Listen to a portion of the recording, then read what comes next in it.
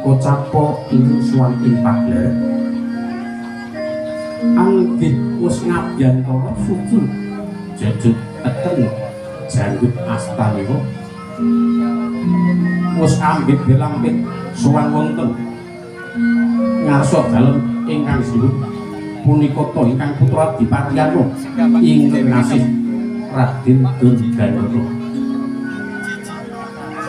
Raden Durgandana mengkeraken pepati dalem ing kraton Wirata peparap sang Bupati Candrawati datang kantun ing swanten ing penggerak lapunika abdi ing kraton Wirata ing peparap abdi ban nirbita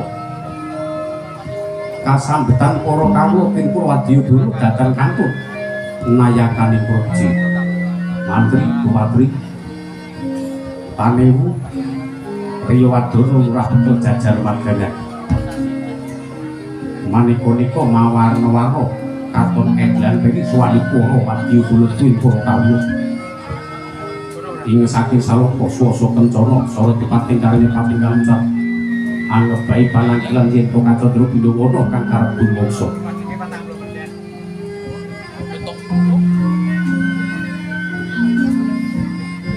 saking kateng para kawula sangwanangke kabiyon gaya-gaya pacak suci kayu arep amblabang di samudra kang tanpa tepi basang tumpang jungkur pasiban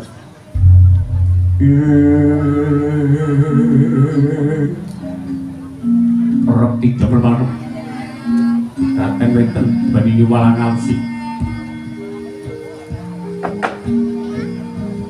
semanten candali kraton Wirata kocapo para kawula ing ngarsa samya sing Sang Prabu yen to Kacandra Bindha ngentosi tukuling jabur mangsa katetu nang dupi menika yen to Sinalindra wis kriya Sinwaka kawistara bodholing prajurit ing caspur matabur yang slompret senjata gen nyora kapi itu yen to Kacandra ngangsing Purwadyabala Bindha Paseban kalebur amu kalebur parangko yen kanca maju sangoto wis kuya Sinwaka kanca maju sangoto wis legah Sinwaka kanca jebak sangoto wis legah Sinwaka yen kanca maju kanca mepet kanca maju kanca duduk jalet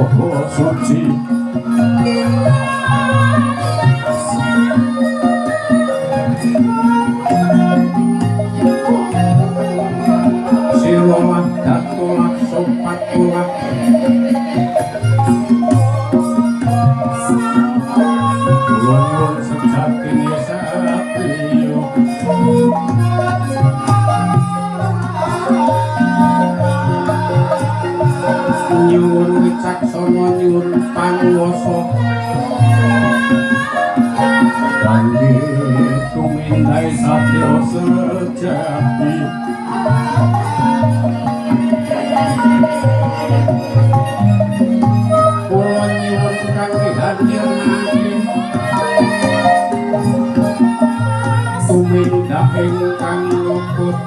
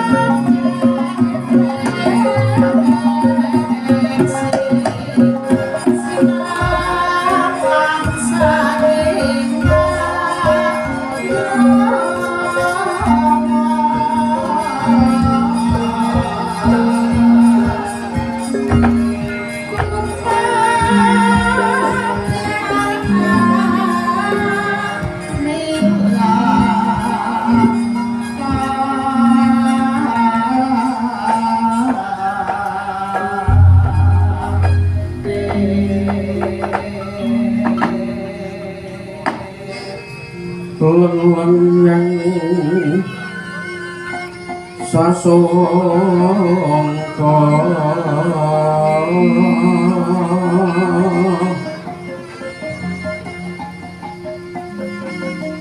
gangku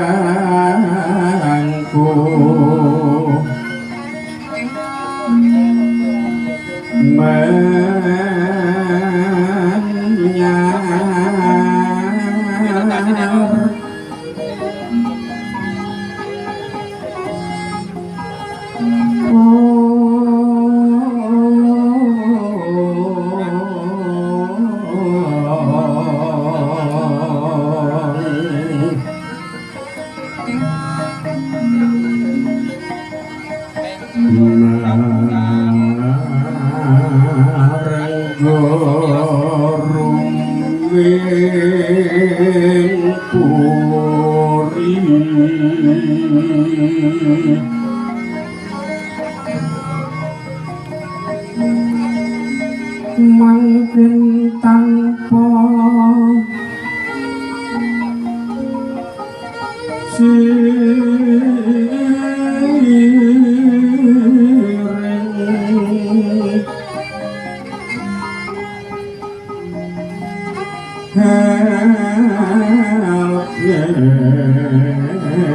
kang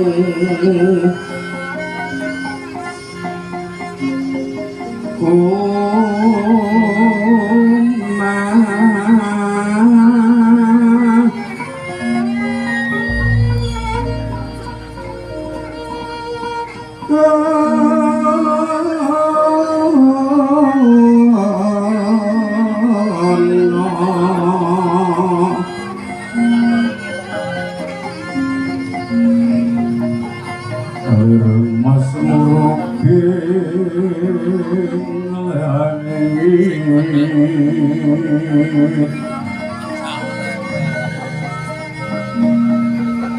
Tekiwan sarwanane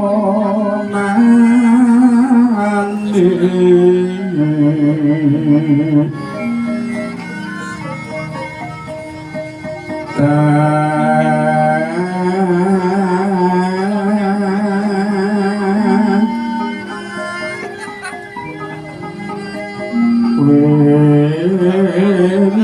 sinau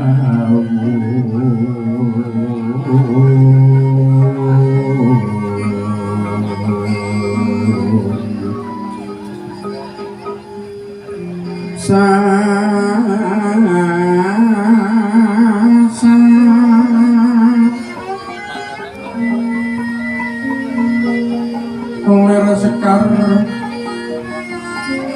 sinuji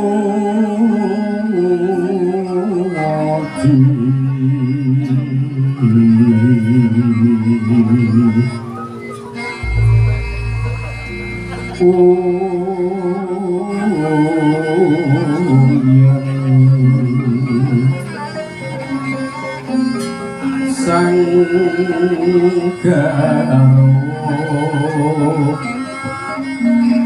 Prameswari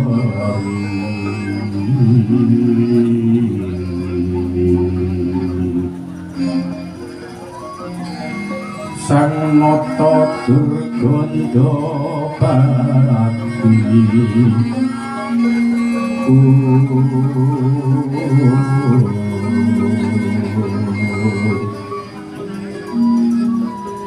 Kalung toto lendak lo Sri Noronoto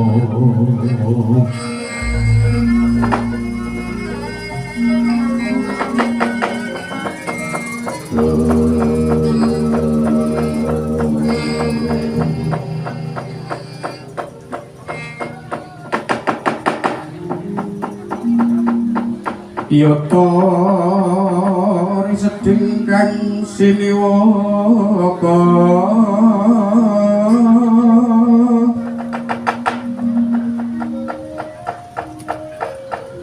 Moho Prabu Basuketi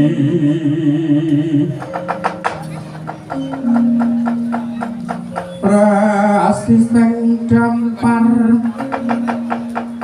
kencana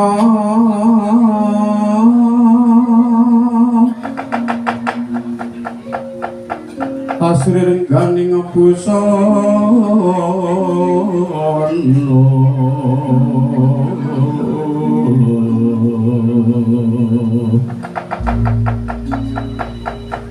binun treng aku treng Mas Retno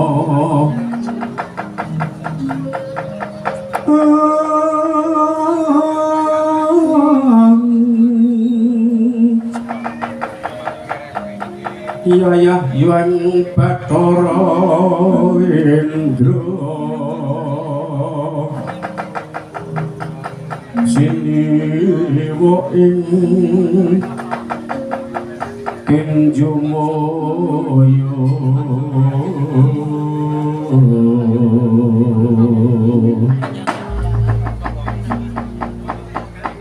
Nalendra ngandika Nalendra ngandika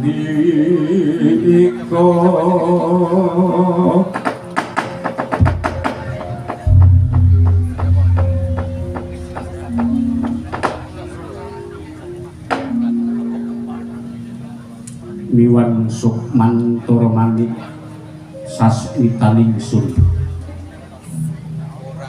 Kakang Patih Condrawati ojo dadi kejeting pamikir jeneng sira ingsun timbali maju ana ngarsaning sun Kakang Patih Condrawati nutur nuwun kawanting dawuh timbalan jalan Gusti Nata Ageng rumtak dumateng ing ngabdi kematian. Saderengipun Gusti Nata Ageng nggak wonten jampar kencana. Miji dhateng pisuwanipun ngabdi kematian wonten jawi sanget kuat suci. Yen to kula ngibadataken pindha kambegan salubu tinandur wonten ngalun-alun tinemping samyono. Kumejet komite acara awas.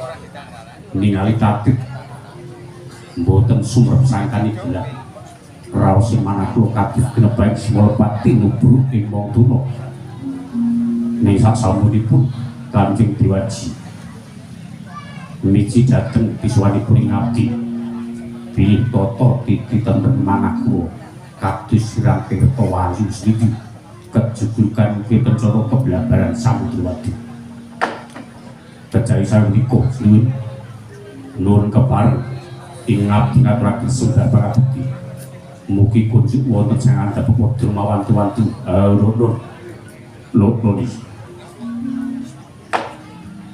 ingsun tapa jeneng sira bekti tak tampa ibu padha-padha marmane jeneng sira adoh ingsun cerakake cerak ingsun ngraketake kadiparan pawatane para kawuh mbok menawa munggahing para naraja ana ingkang dadak ilang sifat ilang kampuh situndang dhateng kulaku marata gati matur upama tana ingsun pribadi kang bakal murda wasisa karkan Candrawati. Nyuwun jimat songso ageng para pamudhu jiwi sesembanipun tiyang sadhar.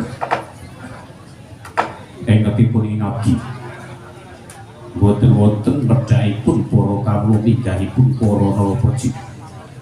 Ing sanyong nglirwaken jawu malah sedaya ketingal saijek saeka kabeh nyadun dawuh putra Kanjeng Braji engetipun ing abdi boten wonten para kawula ingkang mringkang ing karsa katitik boten wonten rengkan praja mekaten Kanjeng Braji bagus marang banget sakwise jeneng sira ngaturake kang kaya mengkono mulata pakaryan iku tindakna sak lawas-lawase ambyung nganti pegating panggung lan jeneng sira iku pantes yen kok dadi tetuangganing para kawula bukti nyatane ora ana kawula kang padha nglirwakake jawi matur sembah awit sami kecah dalem Kanjeng Diwaji iya prayogakna jeneng sira kadhep sampun boten kirang prayogi notoli Begatun Kanjeng Diwaji mengkono kakang Patih Candrawati kejaba saka iku kakang Rirbuto kakang Bandir Nurito prayogakna jeneng sira ngadhep ana ngarsanipun nuwun kanthi raos gurawan sak sampun nampi sabdanipun Kanjeng Diwaji percaya sawenika kepareng kula ngaparaken sembah pangabekti mugi kunjuk wonten cekak bodho mawantu-wantu ngaten jiwi ya ingsun tampa tiba padha-padha prayogakna jeneng sira kadhep sampun boten prayogi kula nuwun mengkono kakang Bandir Biko kejaba sangka iku senadyan putraning sun nggih Durgandana sakwise jeneng sira ngadhep ana ngarsanipun kadiparan prastyanira ngembani pun Rama anggone jumenengata nyekel panguwasa ning kraton Wirata nuwun kanthi raos gurawalan sak sapunipun nampi sabdanipun Kanjeng Rama Diwaji menawi Kanjeng Rama dan dumateng prastyanipun ing putra nuwun kepareng ingkang putra tansah prastya kembali Kanjeng Rama mbok bilih Kanjeng Rama menika badhe ngersakaken ingkang putra supados gepok ingkang inggih ngrangsang tebi ingkang putra boten badhe mundur secengkang pamita wonten para damel ing putra saged netepi dawuh ingkang putra boten badhe mundur secengkang bebasan ingkang putra menika remuk dados udu kuwatine nyawuraken putung dados kalih kuwatine bandhemaken ingkang putra tansah prastya ngembani Kanjeng Rama ngasta pusarang adil wonten kraton Wirata iya bagus nggih yen kaya ngono jeneng sira tansah prastya ngembani Rama ngembani Rama anggo nyekel panguwasa ngiswaken dawuh kejasan niku nuwun kepareng ingkang putra Basapala ngaturaken sembah pangabekti mugi dikunjuk wong sing andhap kudu mawantu-wantu noli.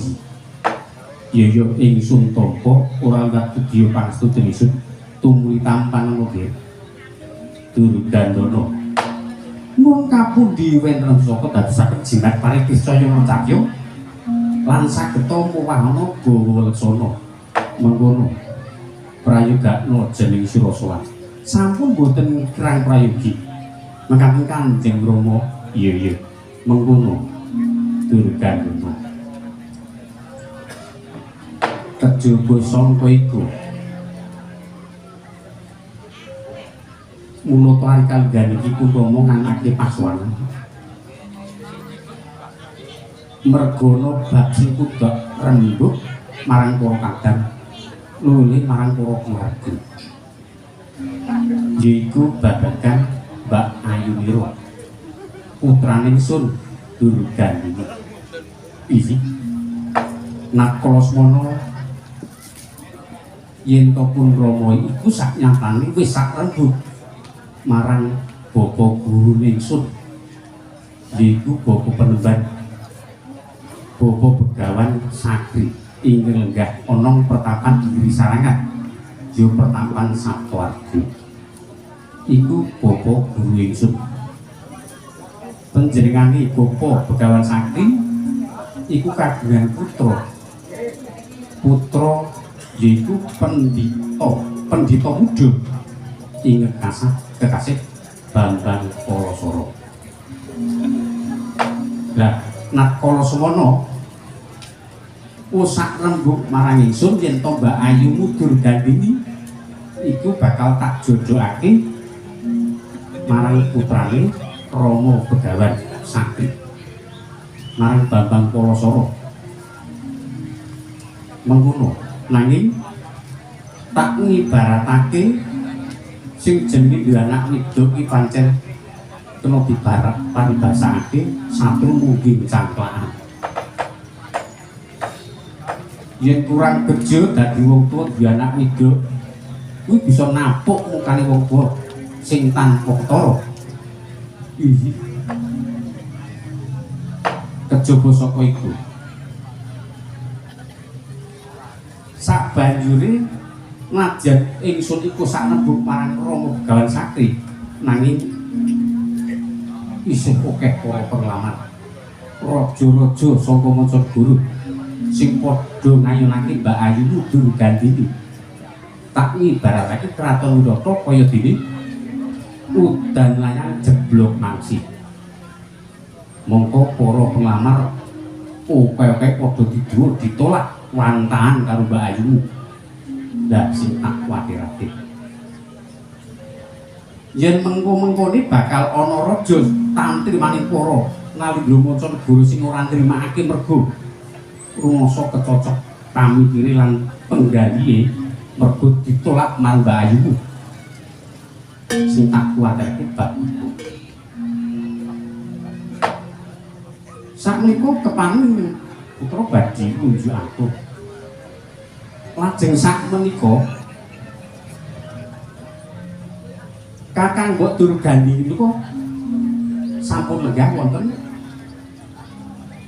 pertapan Giri Sarangan menapa derek lho di Kalasmana ingsun nampa tamu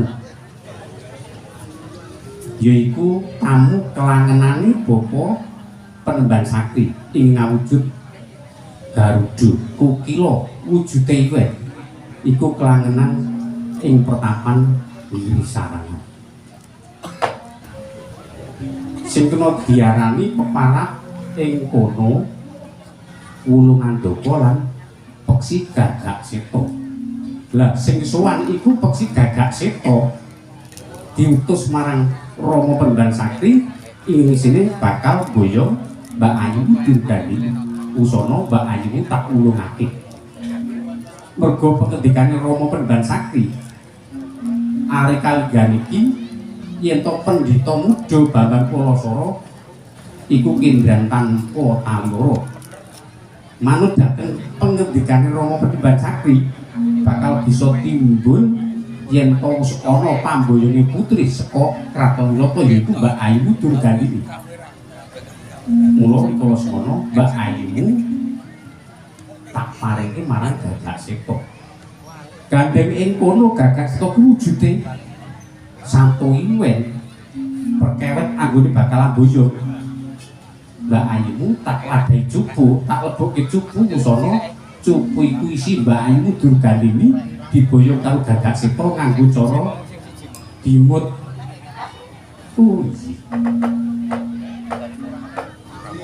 Banjur diboyong ana pertapan Girisarana.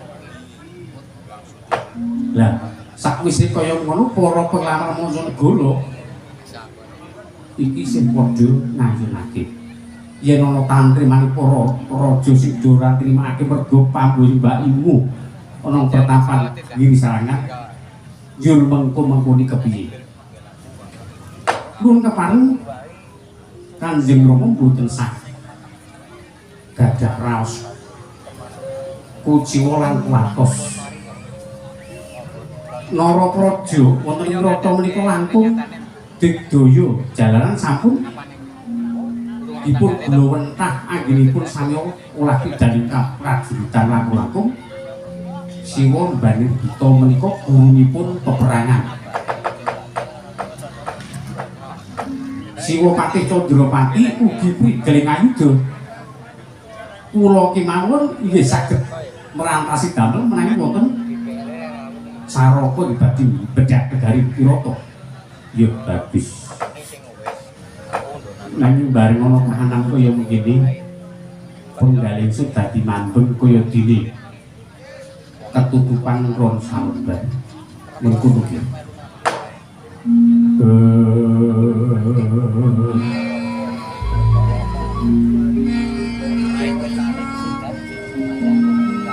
Lengram yaning kadri liwan condro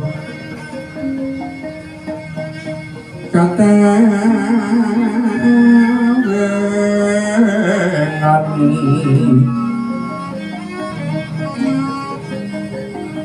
suwing tias lir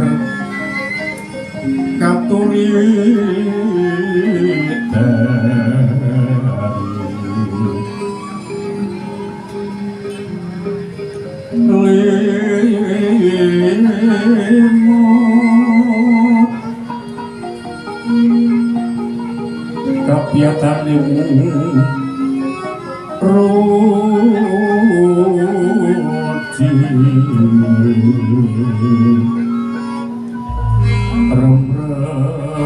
remrendriyo manawu keduh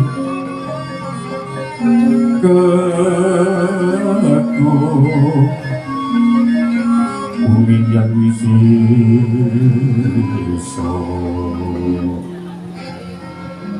Rung kadung malengkung katiuping samirono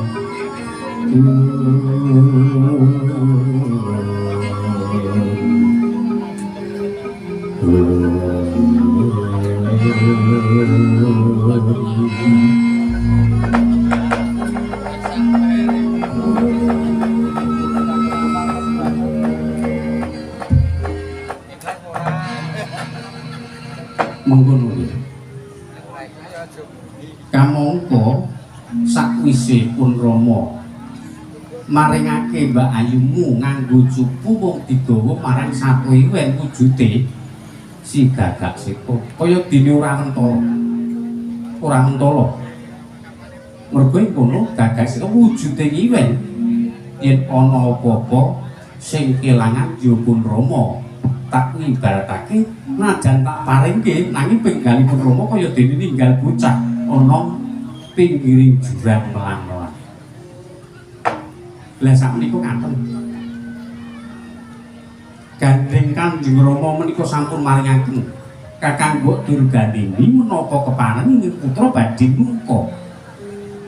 Pamboyongipun Kakang Mbok Durgandini. Mboten namung Kanjeng Rama rumah kaecalan. Nanging ing putra ugi rumaos kecalan menika kadang kula Kakang Mbok Durgandini menawi wonten menapa-napa kula iki kedah tanggel jawab. Yo bagus yen kaya ngono mengko bab ratu-ratu Mancanegara cukup abdi-abdiku yaiku pepatih lan banku muga-muga bisa merantasi gawe mula dina iki jeneng sira Durgandana tak utus lumawata lan ngawat-awati anjampangi tulonjonge peksi gagak sita amboya bayumu yen ngaku ampun ngantos kadaluwarsa daya-daya kula kepengin pinanggih kula nggih kuwatos iya iku dadi tanggung jawabmu mekaten ya pancen sanggane wong urip wadon luwe-luwe Durgandana pinaka dadi satriya muda remaja satriyan muda ingkang ngemban kewajiban suci utusan Nabi. Mula jeneng sira dadi satriya muda kudu anglugana watak kang catur prakara. Watak patang perkara. Iki sepisan watak Darmahita. Iku redine mengkene. Watak Darmahita satriya muda kudu mudi jero cetheng ilmu kaprajet. Awit sak suruting Punggawa Praja saka meneh yen ora satriya muda kang gumanti kalenggahan. Sing angka loro watak Tanwita. Satriya muda kudu ngudi kawruh batin kang pinaka dadi juwing kawula lan Gusti. Sing angka telu watak Sumahita. Satriya muda kudu ngudi reh kasusilan empan lan mapane dumunung ana ing tata krama. Satriya muda kudu sregep lan sinau lembah manah sopan santun andhap asor wani ngalah marang sepadha-padha. Wis cetha iki sendika Kanjeng Rama sing pungkasan iku watak Sarahita. Dadi satriya muda iku kudu pinter ngudi olah kridani kaprajuritan ingkang pinaka dadi bebenteng praja lan juga lestari negara. Mengkono kula. Samendang boten karempit seklimah kemawon boten wonten ingkang sisih ing penampi sedaya pengendikanipun Kanjeng Rama badhe kula estakaken bagus. Wis Mbak Ayu gagi tututana. Estakaken dawuh Kanjeng Rama.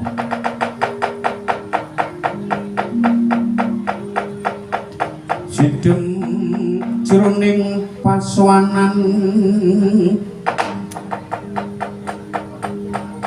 Wadyagung tanpa sabawa tanpa sabawa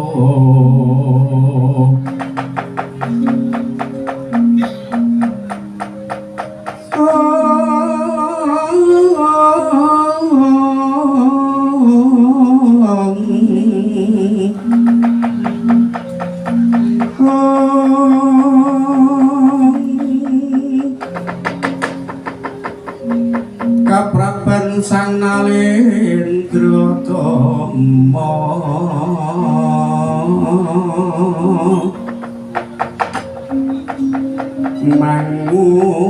mangun kaunungan lerewu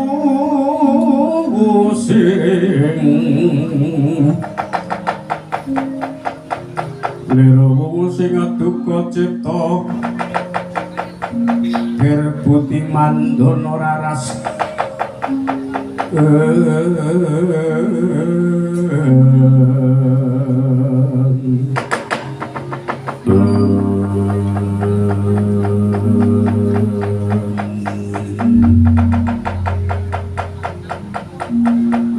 Siget anggene Balacana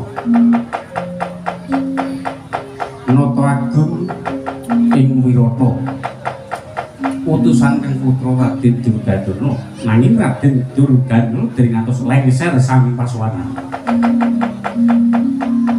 Tri Pandurat datang kawedaling sabdo Tri wilangan teru Pandurat pengendikan diganmat datang kawedaling ladi wis ana kanyut kang pinangka warti kanyut iku jari wong keca warti ujari wong ganten sing kacarita keca dereng ngantos kumantep ing sabta pertala ganten dereng katon abit kesaru gigir jaba nggih wonten Caraka utusan Jawa saking Nalendra Mancanegari iku Wadya Balanira Raja Sewu Negara.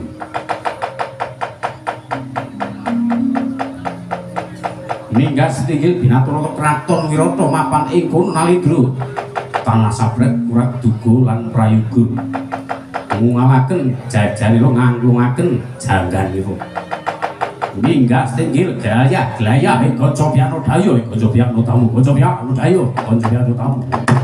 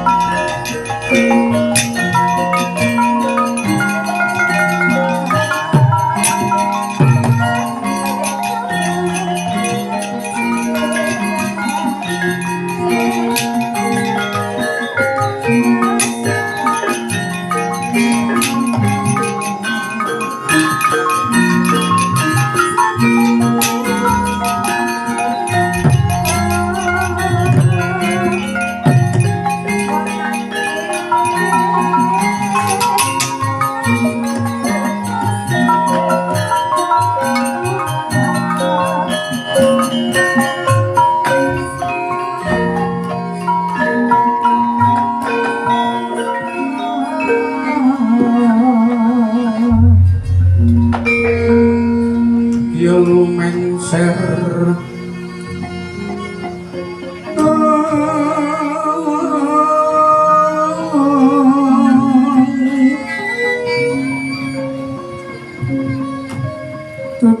Sang Naranata Sang Naranata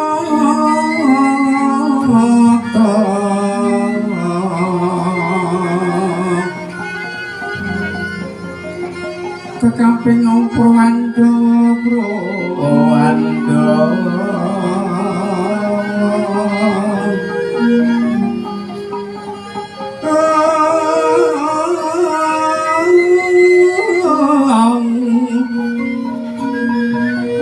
Tanono kang kuciwa raras Tanono kang kuciwa raras Raras rumah sepi indriyo